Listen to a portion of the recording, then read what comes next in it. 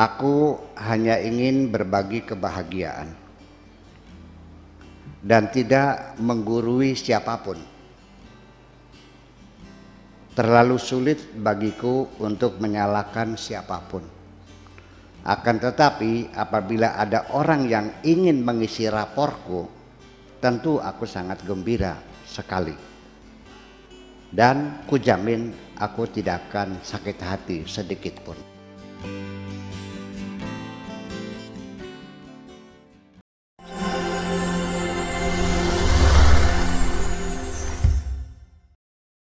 Mas Nanang Ruhyat kali ini. Silakan Mas Nanang dari Jakarta. Baik, Assalamualaikum Buya. Waalaikumsalam warahmatullahi. Baik, ini ada saya lebih dalam lagi sedikit lagi Buya tentang sini ada jiwa, jasad dan ruh. Kemudian ada hati. Hati itu ada hati jasmani, hati rohaniah. Lebih rinci lagi Buya penjelasannya. Terima kasih. Assalamualaikum. Waalaikumsalam warahmatullahi. Iya, jiwa, sadar, hati dan ruhani ini Buya. Ya. Ini dalam bahasa Arab variasinya banyak banget ya. Ada ihsas, ada domir, ada fuad, ada qalb. Banyak banget ini. Apalagi? Ada lagi apa lagi? Asy'ur. Ini semuanya itu adalah gejala-gejala itu semuanya ya. Ada fuad, ada qalbun, ada syuur, ada dhamirun, ada ihsas, kita ada jiwa, ada rasa, ada apa macam sanubari, ya ada hati. Sesungguhnya adalah satu. Intinya yang itu adalah roh sendiri. Nah, yang menghidupkan hati, menghidupkan rasa itu semuanya roh. Panca indera itu karena ada roh, jadi ada energi ya, seperti energi. Jadi kalau satu energi, satu materi yang tidak punya massa, kan namanya partikel elementer, nggak punya massa seperti foton itu kemudian. Yang hakikat daripada apalagi itu roh ya, dari sisi fisika partikel saja masih terlalu banyak kita memahami partikel-partikel elementer yang tidak bermassa itu sendiri ya. Kita hanya memahami gejala-gejalanya saja. Nah, oleh karena itu nanti pada akhirnya yang namanya hati ini panca indera kita melihat, hati bisa melihat, bisa tercover oleh hati. Telinga mendengar pakai apa? Pakai telinga kan? Hati juga bisa mendengar. Tangan bisa merabakan, merasakan. Hati juga bisa merasakan. Jadi ada satu potensi, satu energi di dalam hati kita bisa mengcover semuanya. Hati juga bisa memahami, otak bisa memahami. Tetapi hati kita bisa memahami. Ya, walahum qulubun la yafqahuna biha. Mereka punya hati tapi tidak bisa memahami. Ya, karena tidak di ini. Lahum qulubun la yasma'un wa lahum adhanun la yasma'una biha. Mereka punya telinga tapi tidak bisa mendengar. Jadi justru malah panca indera kita ini bisa macet. Yang tidak pernah berbohong itu adalah hati kita. Maka dzabal fuadu mara'a, hati kita tidak pernah bisa dibohongi kok. Selalu itu yang lebih benar. Jadi bagaimana kita mendefinisikan sampai sekarang namanya ilmu jiwa. Setelah sepakat para ahli baik psikolog maupun psikiater sealam dunia itu tidak ada dan belum ada yang bisa mendefinisikan jiwa. Bahkan ilmu jiwa sendiri itu ilmu yang tidak bisa menerangkan jiwa. Yang diterangkan adalah gejala-gejalanya saja. Roh juga tidak bisa kita tangkap, tidak bisa kita lihat dengan mikroskop nggak ada. Tetapi gejala-gejalanya bisa kita lihat.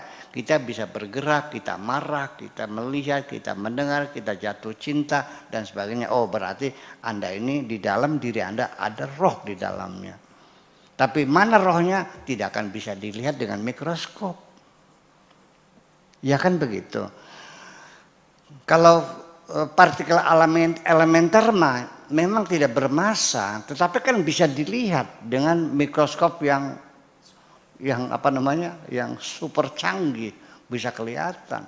Bahkan foton sendiri di dalam itu ada quark, itu bisa terlihat juga.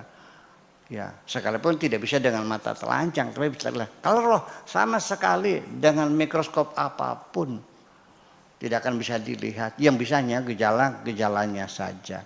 Oleh karena itu, yang ini namanya perasaan, yang ini namanya ingatan, yang namanya kerinduan, namanya kebencian, namanya rasa dendam, ini rasa takut, ini was-was. Itu semuanya adalah kita yang memberi nama-nama semacam itu. Bahkan saya sendiri dibandingkan dengan bahasa Arab, banyak simbol-simbol yang dalam bahasanya nggak ada. Cemas, gundah gulana, merana, pilu, sengsara, apalagi ratusan loh.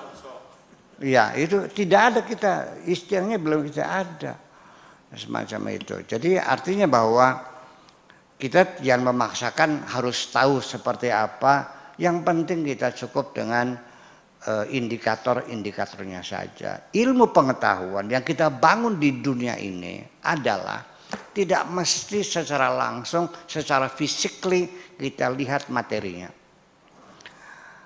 Bahkan kebanyakan ya, ilmu pengetahuan kita bangun berdasarkan paradigma. Hanya menyusun premis-premis, menguji setiap premis dan menyusunnya sampai pada satu konklusi atau kesimpulan. Kita tidak pernah melihatnya materi itu. Dan kita jangan memaksa harus. Begitu kita melihat ada asap, sudah kita yakini berarti di situ ada apa. Kita yakin ada apa. Mana buktinya? Saya melihat asap. Tetapi nggak melihat asap. Enggak, ya nggak mesti harus. Terlalu banyak kita.